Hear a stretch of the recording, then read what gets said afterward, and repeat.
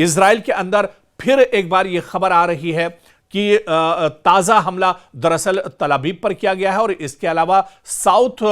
Israel में बड़ा हमला दरअसल ईरान की तरफ से ड्रोन हमला किया गया है और इस ड्रोन हमले में आईडीएफ का असलहा रखने का जो सेंटर है, असलहे का जो केंद्र है, उसे दरअसल निशाना बनाया गया है और इस असलहे के सेंटर को निशाना बनाया गया है ईरान की तरफ से। और ईरान ने बाकायदा दावा किया है कि इस जो गोडाउन था आईडीएफ का, जहां पर बड़े पैमाने पर असलहा और गोला बारूद रखा हुआ था, उसे ईरान ने हमला करके तबाह बर्बाद कर दिया है। और इसके अलावा तल अवीव पर लगातार हमले किए जा रहे हैं। तो लगातार अब ईरान की तरफ से जो हमले हैं उनमें शिद्दत आ रही है, लगातार हमले किए जा रहे हैं। आपको याद होगा कि जिस तरह से इमाम हुसैन यूनिवर्सिटी पर इजराइल की तरफ से हमला किया गया था, उसके बाद ईरान ने भी बाकायदा उसी की जबान में एक तरह से हमला दिया था और तुर्की ब तुर्की एक तरह से अब जवाब दिया जा रहा है ईरान की तरफ से। ईरान ने जिस तरह से इजराइल ने ईरान में यूनिवर्सिटी पर हमला किया, इसका पलटवार ईरान ने किया और ईरान ने कहा कि अब पूरे मशरिक़ वुस्ता में जहां जहां अमेरिका और इजराइल की यूनिवर्सिटियां हैं उन पर निशाना बनाया जाएगा। इसके अलावा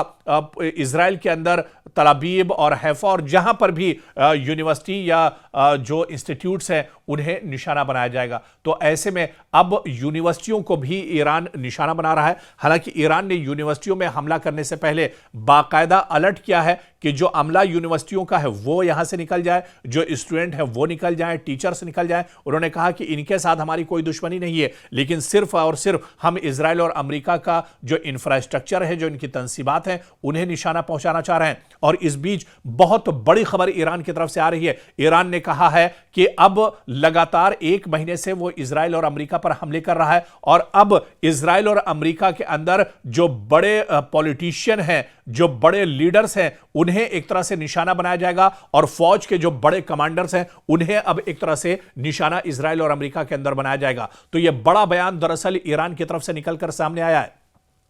जहां पर ईरान ने अब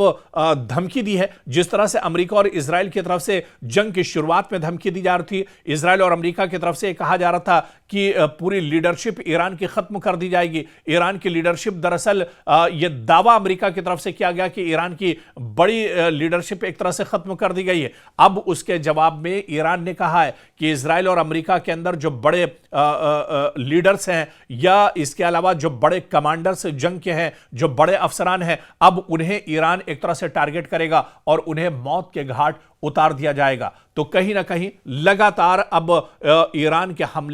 हमलों में तेजी आ रही है और जो पॉलिटिशियंस हैं या इसके अलावा फौज के जो कमांडर्स हैं, अब उन्हें लगातार निशाना बनाने की बात ईरान की तरफ से कही गई है। हालांकि अमेरिकी सेंट्रल कमांड ने अभी तक आपको बताते चले कि इस तरह के किसी हमले का तज़किरा नहीं किया है।